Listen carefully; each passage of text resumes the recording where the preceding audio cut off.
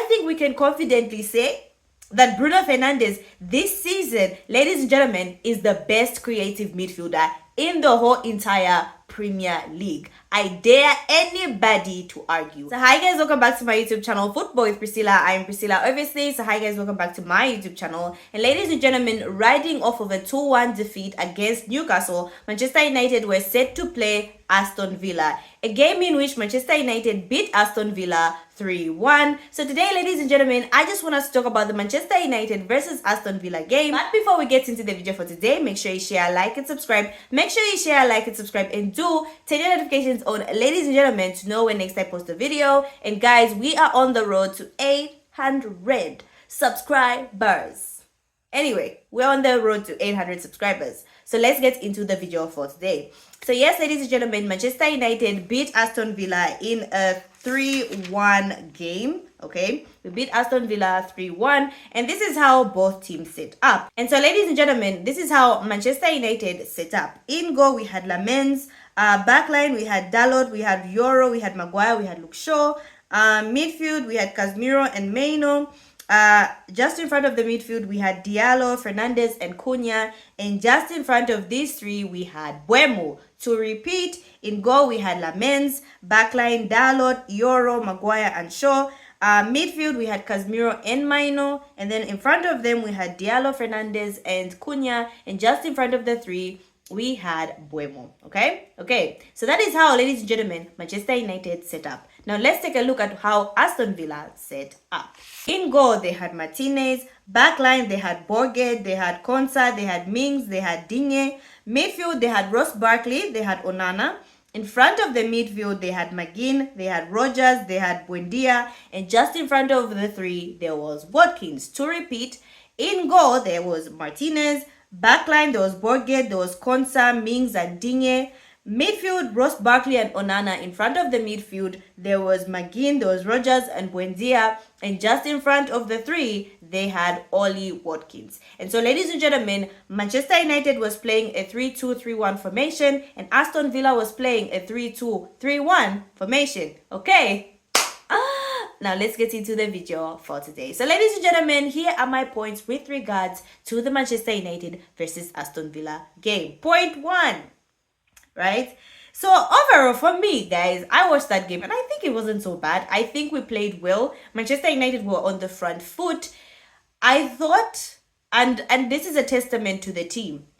Versus Newcastle, obviously, ladies and gentlemen, we lost to a 10-man side, and we thought, oh, are we gonna put our heads down? Is the team going to drop their heads? What is going to happen versus Aston Villa? And you know what? It's a testament to the team. The team came out all guns blazing. I think we played well. We were very well organized. The team was gelling up well. We were on the front foot. We were up for every challenge. The way we were passing to one another, there was good pass accuracy. Even though we were failing to convert our chances, I think Manchester United, for me, honestly, I think Manchester United were in the front foot. Yes, at a certain degree, Aston Villa posed a threat here and there, but I think Manchester United were relatively comfortable. If you watch the first and second half, we were really on the front foot. So for me, that was a plus, okay? Knowing that our team can take a loss, go into the next game, and put up a good fight is good for me. Second point, ladies and gentlemen, I just want us to talk about the man himself. The numero uno, Bruno Fernandes. Now, guys, I know people are going to talk about the beautiful assist for the Casemiro goal, which I feel like it was comfortable. Wait, was it a corner? Did it come from a corner or from a free kick? I don't remember. Was it a corner? I think it was a corner or a free kick. Either way, the weight of the pass was comfortable for anyone who wanted to hit that ball in. Just like I think, is it the Benjamin Sesko goal, where it was about the weight of the pass. It was about the weight of the pass, how the ball was moving. All that is Bruno Fernandes' specialty. But for me, ladies and gentlemen, I absolutely loved the assist for the Cunha goal. Like, he just threaded the ball. Very comfortable. He didn't panic. Got the ball and just passed it to Cunha. The weight of the pass is what we always talk about when we're talking about midfielders, creative midfielders. Even the striker or the forward player receiving the ball is happy because the ball is coming at a perfect and precise speed. Okay? It's not too fast, it's not too slow, it is just absolutely perfect. Mwah. And ladies and gentlemen, that is what Bruno Fernandes offers Manchester United. Remember in the summer where there was that club in Saudi that wanted to get Bruno Fernandes for, I don't know, a very high amount, above the 100 and something. And people were like, oh, you know, it would be selfish of Bruno not to go because in this 100 and something, we can get 3 players. And I'm like, hell no.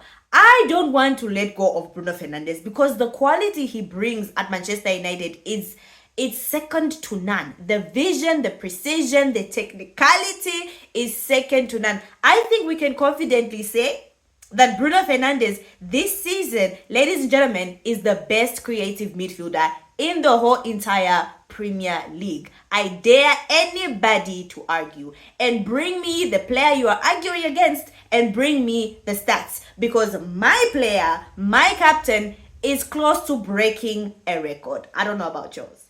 So yeah, so ladies and gentlemen, obviously Bruno Fernandes is just an absolute delight of a midfielder. And to think Ruben Amorim said no, Bruno Fernandes has to play in the deep midfield. He's a deep midfielder.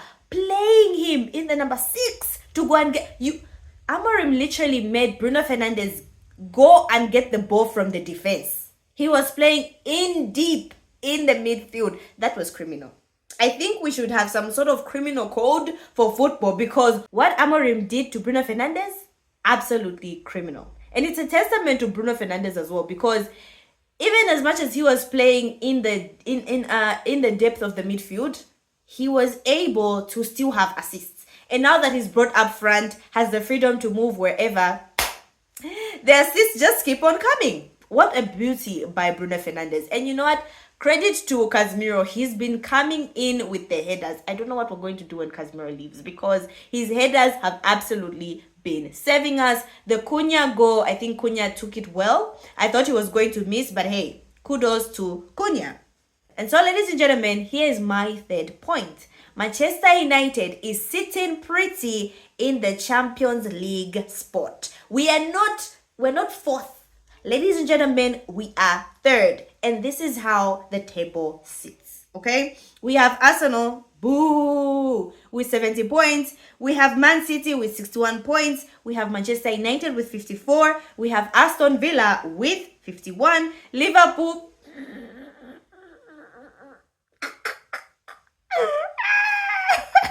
with 49, and we have Chelsea. Oh my gosh, Chelsea. Like, poetic justice, by the way, for Chelsea, and how Garnacho treated us before he left to Chelsea. Poetic justice. So yes, ladies and gentlemen, to repeat, we have Arsenal with 70, we have Man City with 61, we have Manchester United with 54, we have Aston Villa with 51, we have Liverpool with 49, and we have Chelsea with 48. Ladies and gentlemen, between us and fourth place, there is officially 3 points. We are sitting pretty. How many more games do we have? I don't know. I need to check. But should be like 7, 8. We are almost there. All Manchester United have to do is keep their composure. And I like what Carrick was doing in the second half, in the extra minutes that were given towards the end of the game, the 8 extra minutes, because where did they come from? He was just like, guys, you need to calm down. Let's see this game through and calm it down. So, ladies and gentlemen, Manchester United is sitting pretty in a UEFA Champions League spot. Please, I cannot keep on watching Manchester United once a week, once every 2 weeks. It's absolutely traumatizing. Now, ladies and gentlemen, let's go to the biggest question that's on everyone's mind. Should Carrick be given the job, considering how Manchester United are faring? My answer is still no. A very big no. But, okay, there's a caveat. Ladies and gentlemen, he's shaking me a bit. Okay, Michael Carrick is giving me something to think about, because I'm like, just maybe he might be different. But I'm like, Priscilla, like I've got, those two my devils that they put. One is saying, oh, the angel and the devil, that thing. One is saying, Priscilla, Michael Carrick, look at what he's done. He's helping. Manchester United is sitting pretty. Maybe we should give him the job. And then there's this side with the red guy who's saying, hell to the no. Look at the past experiences. So I don't know. I'm torn. Ladies and gentlemen, I am absolutely torn. So yeah, so that's what I had for you guys today. Thank you so much, guys, for watching. Do comment down in the comment section below. I know I have been asking this question, but we'll be asking it until the Manchester United board tell us whether they are keeping Michael Carrick or not. So do let me know in the comment section below. Do you want us to keep Michael Carrick as Manchester United manager? I would love to hear all your thoughts. So that's what I had for you guys today. Thank you so much, guys, for watching. Make sure you share, like, and subscribe. Make sure you share, like, and subscribe, and do turn your notifications on, ladies and gentlemen, to know when next I post a video. And guys, it's Youth Day, so happy Youth Day. Bye, guys.